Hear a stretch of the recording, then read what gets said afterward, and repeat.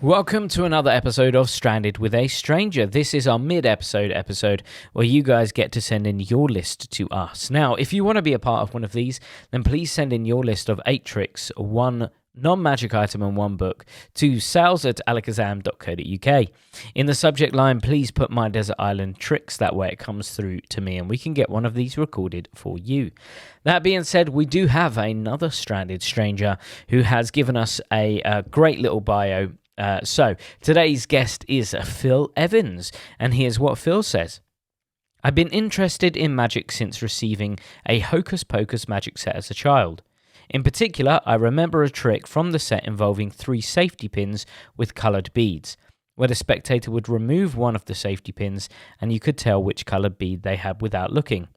I fooled a few people with this and enjoyed performing it. I used to love watching the magic shows on TV and can just about remember David Nixon. Of course, there was also Paul Daniels. Like many people, other interests took my attention as I grew up, but I remember running a youth event at our church where a band played and one of the musicians performed magic tricks between songs. I recognised some of the tricks as being more professional versions of the ones I had in my magic set. As I was involved in youth work at the time, I began using magic in the programs I ran. Later, I spent around 5 to 6 months working in London, where I would regularly pop into Davenport's and occasionally International Magic and lose myself in the props and effects on show. My imagination would run riot. There's nothing like visiting a brick and mortar magic shop. Paul Henry would demonstrate all kinds of tricks and relieve me of the extra expenses I received from working in London, plus a bit more on top. It was during this time that I got interested in close-up magic.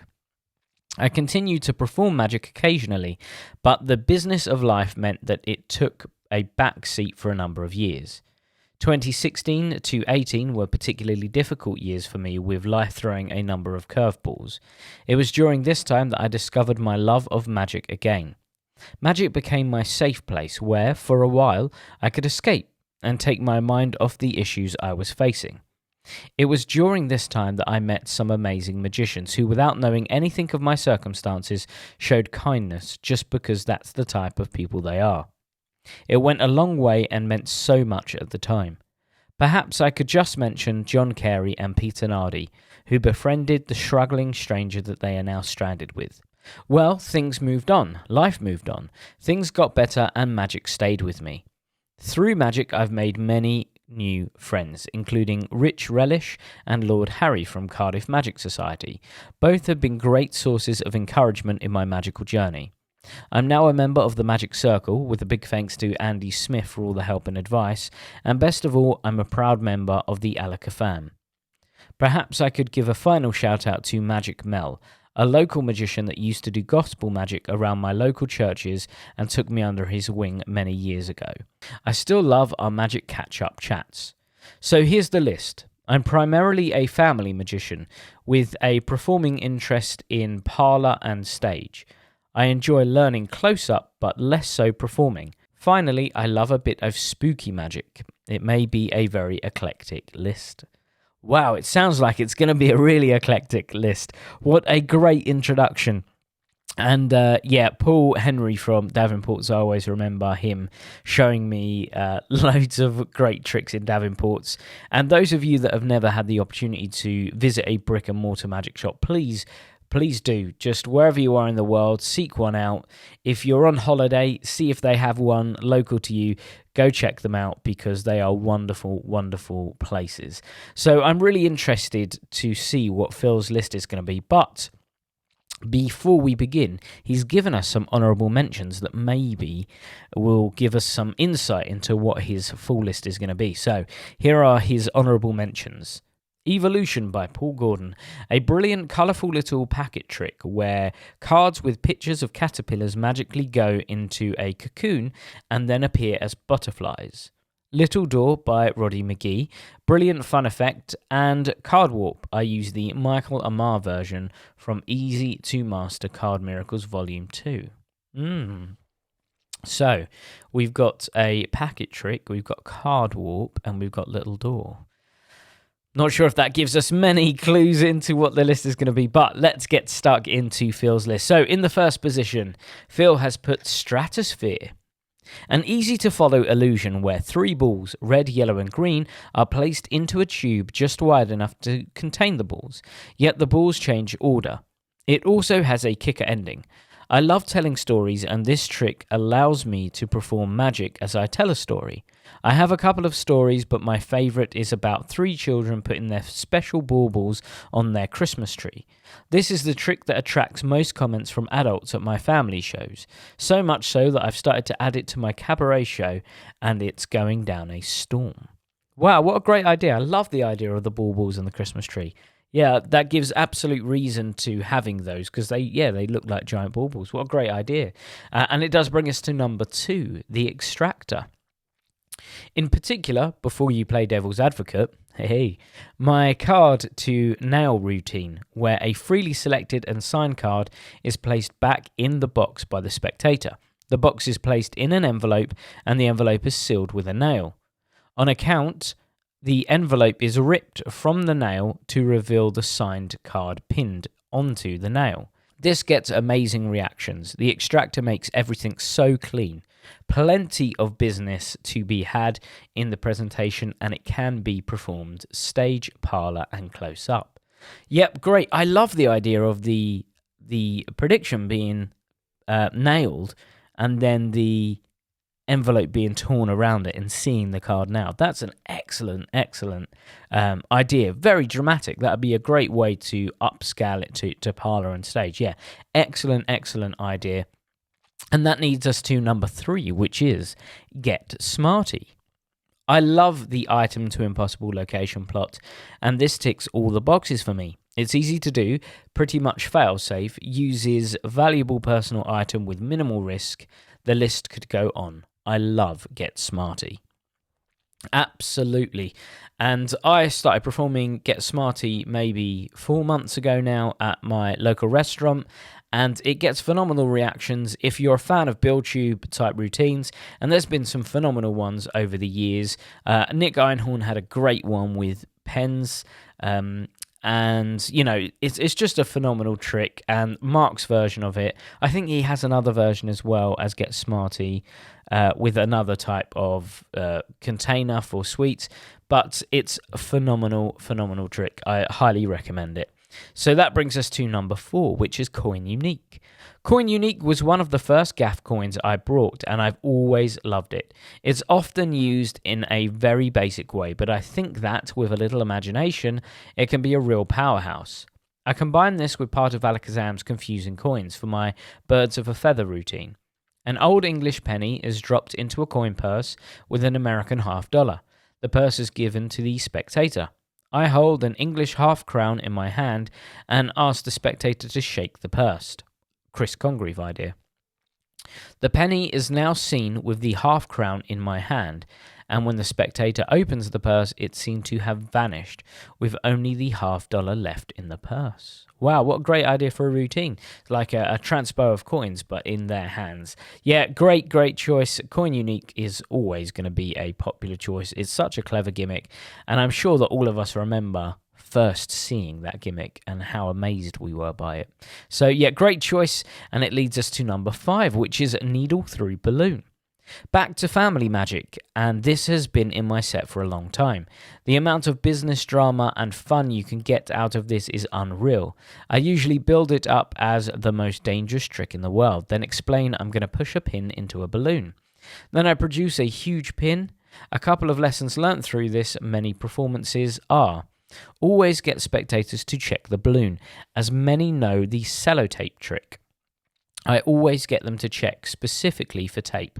I always end by explaining that I use special balloons that can't break, and go to prove the point by sticking the pin into the balloon a second time, which of course causes the balloon to burst, accompanied by a shock reaction from myself.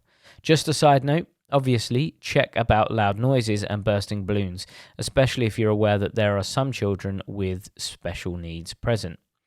Great. I know lots of people that do the needle through balloon. I know Dave loosely opens and closes his stage set with a very clever callback And it always gets great reactions, especially, like you said, for family shows. How much more pack small plays big do you need? A needle and a balloon, and you can present this to a whole stage. I can imagine it's quite a good compare piece as well. A great middle effect. So yeah, great choice. And it brings us to number 6, the Tiny Psychic Plunger. My go-to for family walk-around magic. The spectator chooses a card and places it back into the deck. The Tiny Plunger is placed on the spectator's forehead for it to read their mind. The plunger is then used to cut to the spectator's card. Literally no end of fun.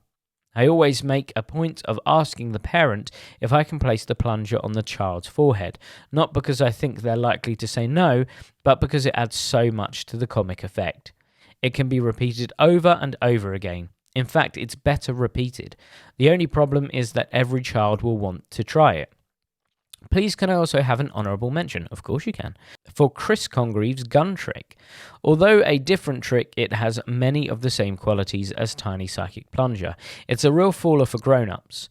I performed this at a pub garden party in the summer, and the response from one of the parents was, "That's impressive." Chris taught this on his Commercial Killers 4 Academy.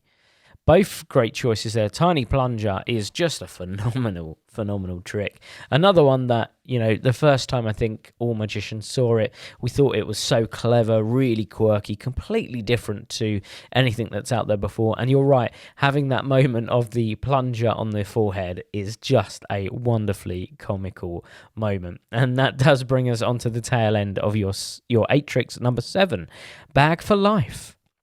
Once again, I'm combining 2 tricks into one routine, and these 2 work so well together. Bag for Life is a brilliant effect where a coin literally passes through a small plastic bag. I then ask the spectator to check the bag for holes, there are none, and return the bag to me. The spectator signs the coin. I then use Chris Congreve's Coin to Impossible location as taught on Commercial Killers 2, about 1 hour in. It's a really strong little routine that's really easy to do and gives loads of opportunities for fun and bits of business. You know what? I think we've had Bag for Life a few times now on all of the podcasts, and it's just such a great routine. It just goes to show how commercial of a routine it really is. And, Chris Congreve, all of his stuff is... the word commercial comes to mind. It's always really relatable for an audience. It's always kind of interesting with a quirky twist. And combining both of those effects together is really smart, a really great little routine. And it does bring us to your last item. Now, let's do the game that we normally do. Can anyone guess what kind of trick Phill has put in his last position? Oh, it might be a bit of a curveball. This may be his curveball item. So, in number 8, we have White Star. As mentioned, I love a bit of spooky magic. There's so many to choose from, but I've gone for this one for its spooky presentation with a fantastic hook linking to the Titanic. In this effect, the spectator is able to look at photos of people who were on that fateful journey and discern whether they survived or not. I've done some work on the props and have my own handling. I've also brought a genuine period brooch and spectacles to assist the storytelling. I believe this trick is out of print, but I would love to see Alakazam version with upgraded props and handling. Please could I have another honourable mention? Of course you can. For Jamie Daws effect. No, this isn't a bribe to get Jamie to read out my list. My honourable mention goes to The Forgotten. This is a lesser-known extra effect that comes free in one of Jamie's other releases. I love the premise of the story and have played around with the presentation. I've added a few bits and pieces, with the latest being Frozen in Time, to lock the actual time of the spookiness, time chosen by the spectator. Great choices, both of them superb. White Star is just a great routine. If you haven't seen it, do go seek it out. It was an effect that I saw many years ago now, and it's sort of an out-of-this-world style effect, and it's certainly inspired some of the work that I've produced as well. And thank you very much for The Forgotten. Yeah, it's one that's sort of got hidden because it's sort of the B-side to a main trick, which was He's Not Here. But it's a wonderful trick, and I love your idea of adding Frozen in Time Well, just a great idea. Really, really nice idea. And it does bring us to your 2 curveball items, which is your book and your item. Phill says, so many to choose from, but I've gone with Hiding the Elephant by Jim Steinmeier. I'm fascinated by stories from the golden age of magic. The characters, plots, skullduggery, creativity, skills, and romance of those times fuel my imagination. How I would have loved to experience a performance by one of the greats in the Egyptian Hall. Absolutely, Phill. The name of the venue alone conjures up all kinds of exciting mysteries. Jim Steinmeier is not only a font of knowledge, but a brilliant storyteller. Honourable mention to Jim Steinmeier's The Glorious Deception, telling the story of Chung Ling Soo. Yeah, do you know what? I did some research for something a little while ago into the Egyptian Hall, and it would have been such a wonderful place to visit. It's such a shame that we don't really have anything like that in London anymore. Well, certainly not to that grandeur. You know, it would have been so wonderful to go in there. And I always think about the first time people would have seen magic at a place like that and how grand it would have been. Yeah, great. So let's go to your item, Phill. Honourable mention to my antique suitcases that I use to hold my equipment. However, my pick has to go to Snowy the Rabbit. Snowy is a Tenyo magic rabbit that I brought at Davenport many years ago. I use him to perform a couple of magic tricks, but really he's there for the cuteness factor. From very young children to grown-ups, Snowy is always a massive hit. I use him in my family shows, telling the children he's a naughty rabbit that plays tricks on me, which becomes a running gag throughout the show. All my magician in trouble effects plus. If anything really goes wrong, it's a great get-out. He's super cute, which creates a fun tension to him being so naughty. Wow, what a great, interesting choice. I think we've had Rocky Raccoon before, but we've not had a rabbit yet, a naughty rabbit. So what a great list, Phill. A great little mix there of close-up and parlour/stage things. Your idea of the nail with the extractor is such a great idea. Of course, you started off with Stratosphere with the baubles. So I can see that you like putting your own unique story twist on effects as well, which really must make them so unique to you. So a great list. Thank you so much, Phill, for taking the time to write that out. And of course, Phill, you are a stranger no more. We know everything we need to know about you. Now, once again, if you want to have one of your lists read out, please send in your list to sales@alakazam.co.uk. Please send in your list of 8 tricks, of course, a little bio and why you chose those effects. So thank you all for listening. Don't forget, we are back this Friday with our next episode of the main podcast. Now, believe it or not, we're nearly approaching the end of the first season, which is an entire year of these podcasts, which has been incredible. The feedback, the response, the viewership has been phenomenal. But as always, if you are on a podcast platform, please do leave a little review for this because it helps us go up the ranks massively. If you're on YouTube, please leave a comment, share your favorite episode with other people, and make sure you send in your lists so that we can get more of these recorded. With that being said, have a great week, everyone, and we'll see you back here on Friday. When I perform at gigs, I look at effects that tick these 3 boxes. Is it super strong and powerful? Yes. Will it last with your spectators for a lifetime? Absolutely. And does it leave them with a souvenir that perfectly captures the moment of magic? If that all sounds exactly what you're after, look no further than the liquid forks. These forks have been custom designed to be able to bend right in front of your spectators' eyes. It's so easy to perform, it's so visual, and trust me, they will honestly keep this impossible object because they've seen it morph in front of their eyes. It literally does the impossible. Not only that, Liquid Forks comes with 50 of these forks in each pack, and it comes with the full Liquid Forks routine taught by the world famous David Penn. Not only that, we have a subscription service. If you guys love these forks and you get through them at your gigs, we now offer a monthly subscription where you get sent a box through every single month at a 10% reduced fee. Like I said, you guys are going to be loving these. You're going to be performing them every chance you can. Trust me, the reactions are second to none. So guys, head over to alakazam.co.uk, pick up a set of liquid forks. You will not regret it. Easy to do. Leaves them with a killer souvenir. And to be honest with you, it's not cards, it's not coins, it's not mentalism. It's something beyond belief. Check it out now, guys, the liquid forks.